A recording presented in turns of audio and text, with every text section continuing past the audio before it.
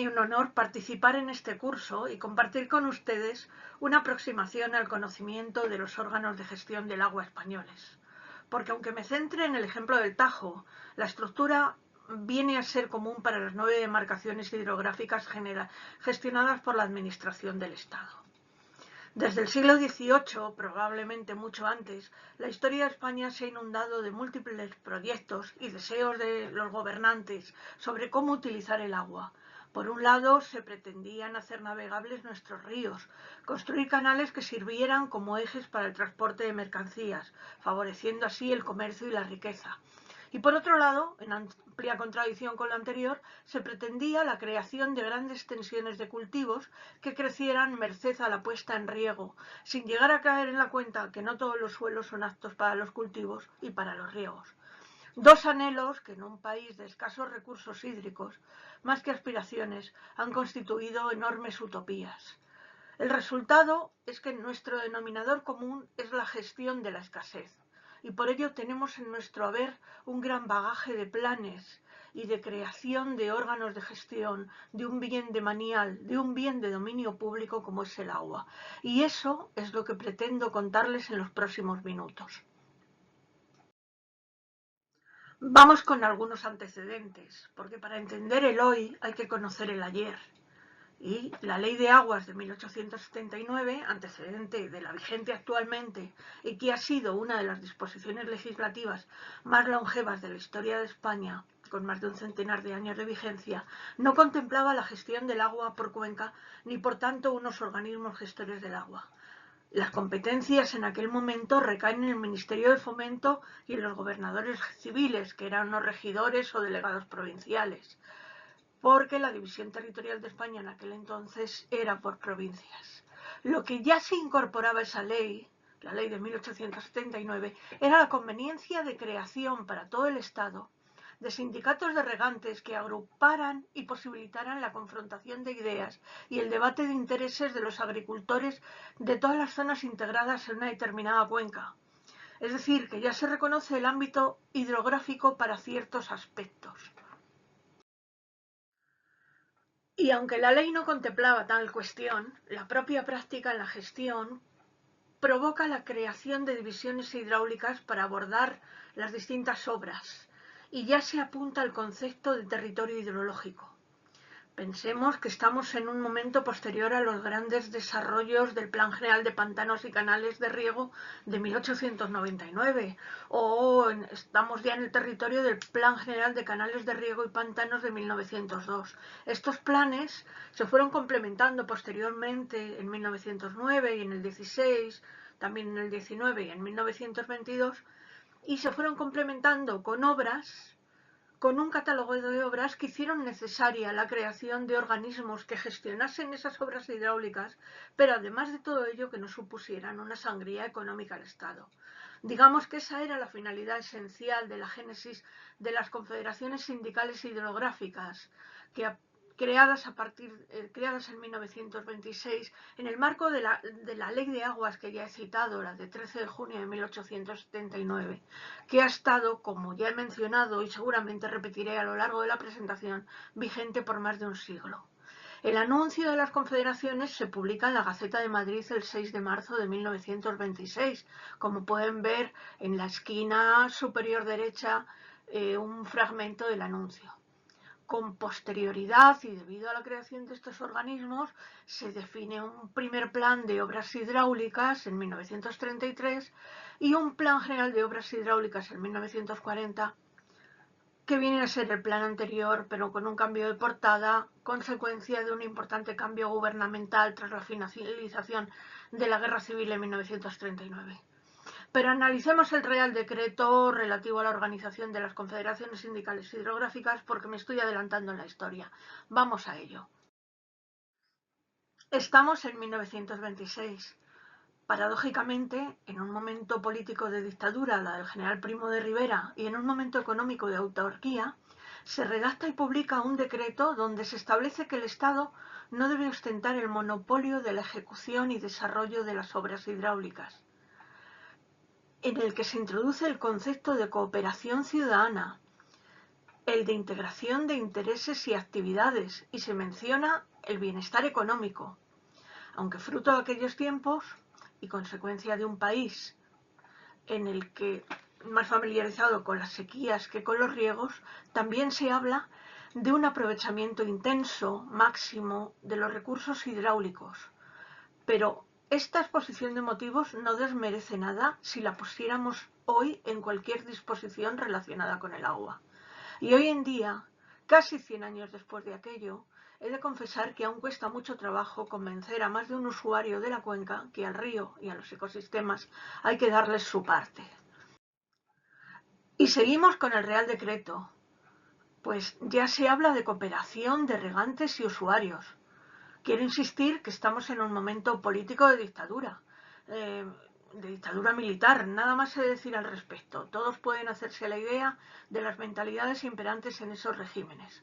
También establece el decreto o apunta a una cierta recuperación del coste. Habla de que sea fuente de ingresos para el erario público. Esta cuestión, paradójicamente, no se ha generalizado en Europa hasta la publicación y entrada en vigor de la Directiva Marco del Agua, que es la que trata del concepto de recuperación de costes. El decreto de constitución de las confederaciones, especifica las funciones del organismo, sus facultades y competencias, la composición y papel de la dirección técnica, el régimen económico y la forma de intervención, etcétera, etcétera. Es decir, es un decreto absolutamente completo con 100 años de antigüedad que podría utilizarse hoy en día. Las confederaciones, desde su creación en 1926, por el entonces ministro de Fomento, don Rafael Benjumea, son el germen de las actuales confederaciones hidrográficas. Son organismos que han sufrido los vaivenes correspondientes a los cambios políticos. Así, en 1931 ya cambian de denominación, pasando a llamarse mancomunidades hidrográficas. Y como pueden ver, estos vaivenes son fruto de cada etapa política vigente. Entre los años 1932 y 1947 se les asignan competencias en la concesión y vigilancia del recurso, suprimiéndose, lógicamente, la participación de los usuarios. He de indicar que tras la Guerra Civil, en 1939, se pierden las denominaciones sindical y o mancomunidad, pasando a ser confederación hidrográfica. En 1959, en plena época de inicio de los planes de desarrollo, se crean las comisarías de aguas para el otorgamiento de concesiones y autorizaciones, pero desgajadas de las confederaciones y ligadas únicamente al Ministerio de Obras Públicas. Para las confederaciones quedan, en aquel momento, en el 61, asignadas funciones relativas a las obras hidráulicas nada más.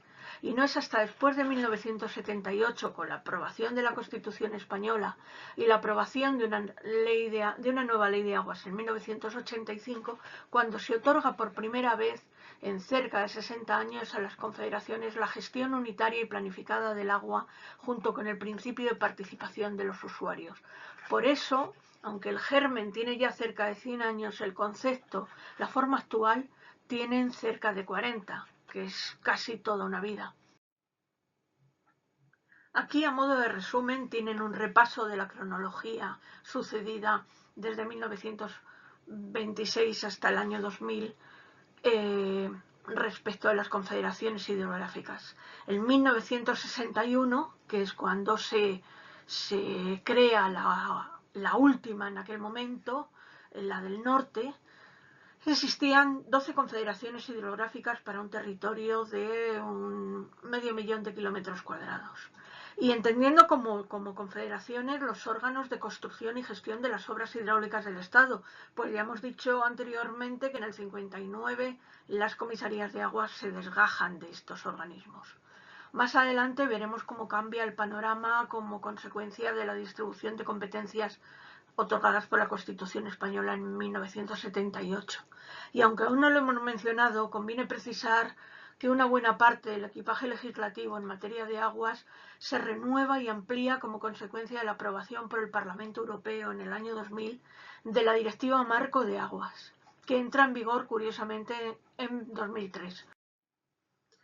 Un aspecto fundamental para el ordenamiento jurídico en materia de aguas en España es la aprobación de la Constitución española, que además de introducir de manera anticipada a su momento el concepto de derecho al medio ambiente, establece para el Estado y para las comunidades autónomas un reparto de competencias diversas que en el caso del agua, tal y como podemos ver en esta figura, se distribuye para el Estado, entre otras que pueden ver, le encomienda la legislación, ordenación y concesión de recursos y aprovechamientos hidráulicos en cuencas intercomunitarias, es decir, en aquellas cuencas cuyas aguas discurran por más de una comunidad autónoma.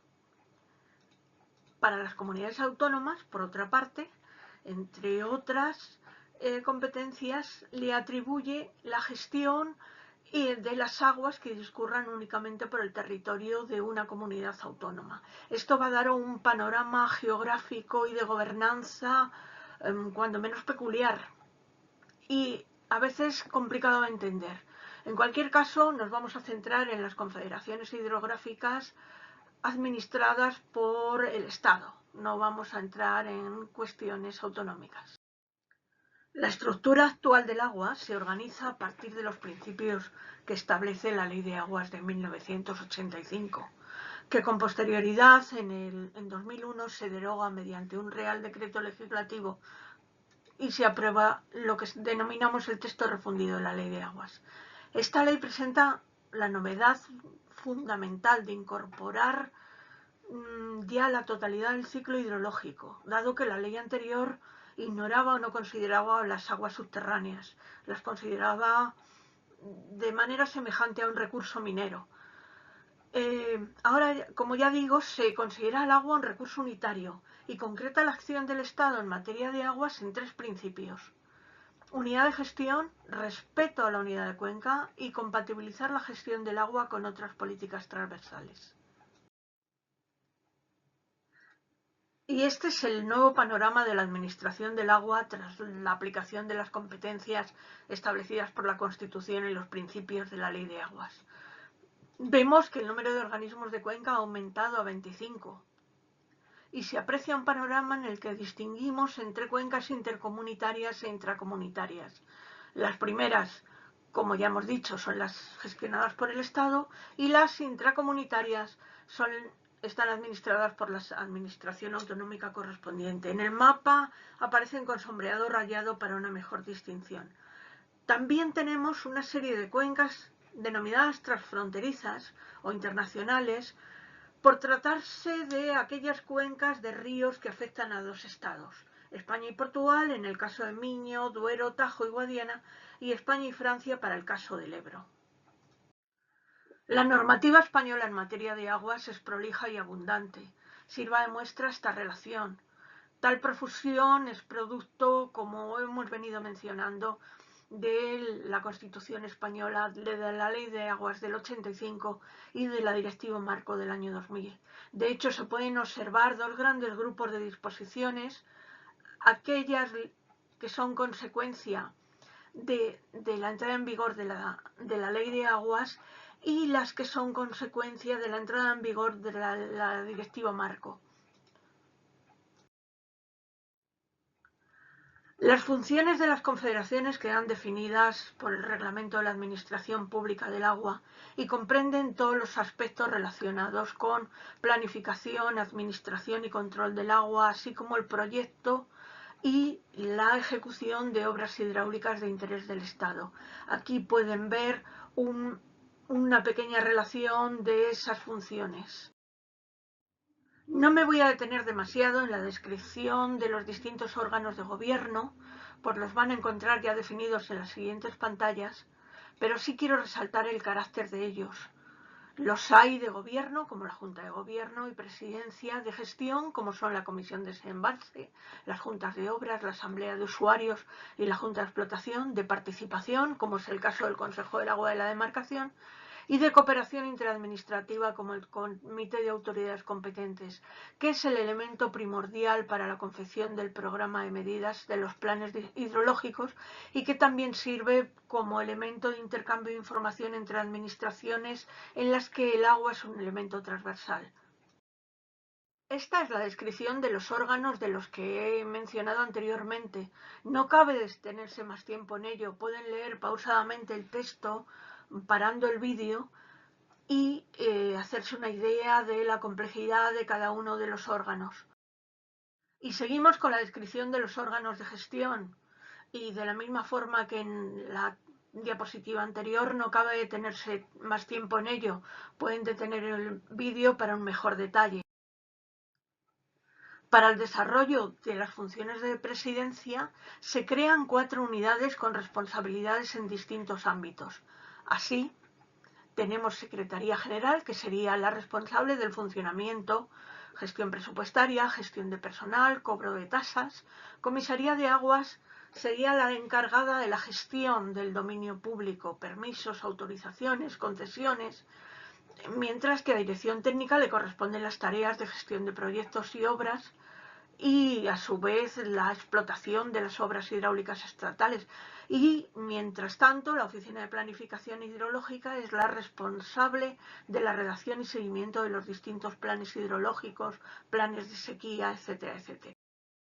Este es un resumen de las funciones de cada unidad y, al igual que en las diapositivas anteriores, lo pueden leer con detalle deteniendo el vídeo. Desde luego no quiero finalizar esta charla sobre el organismo que gestiona la cuenca del Tajo sin señalar los principales problemas detectados en nuestra demarcación. Todos ellos vienen derivados de la presencia de una gran conurbación en cabecera como es Madrid, donde la existencia de más de 6 millones de habitantes provoca un régimen invertido de los ríos. Quiero decir con esto que llevan más caudal procedente del vertido de las estaciones depuradoras de la gran ciudad que el propio caudal del río. Otra cuestión nada despreciable es que el curso medio del río está ocupado por embalses de producción hidroeléctrica. Y aunque las mayores aportaciones se producen a partir de la parte media de la cuenca, pues también hay que cumplir con los compromisos del Tratado Internacional y aportar a Portugal 2.700 hectómetros cúbicos anuales. Son problemas que entre todos hemos de solucionar y estamos tratando de solucionar. Ya nada más, solo me queda agradecer a la red RALCEA y demás organizadores y patrocinadores la deferencia de contar conmigo para esta experiencia. Gracias por su atención y un saludo desde España.